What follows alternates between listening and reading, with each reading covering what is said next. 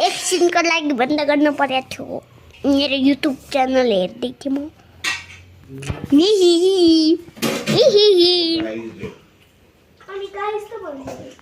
अनि युट्युबमा भेज्नु पर्यो मेरो यसबाट चाहिँ खासै आफ्टर दिस चाहिँ अब तपाईँहरूको आँखाको अगाडि काट्ने छु हेर न अर्को भ्लग क्यामेरा उभिएको डर लाग्छ हौ मलाई एकछिन स्लाइम बनाउने मान्छेलाई डर लाग्छ अरे चक्कुले काटिरहेको छु त म पनि काट्न सक्छु धनियाँहरू झऱ्यो म नेमारको जोडसीलाको मान्छे हो के देखाम बैक कैमरा देखाम ये देखो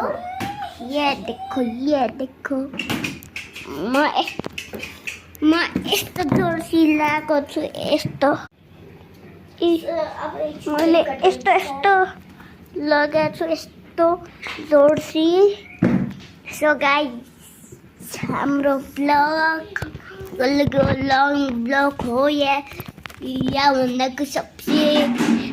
लामो लङ ब्लग हो गाइस सो गाइस उठ्ने काम गर खाने गाइस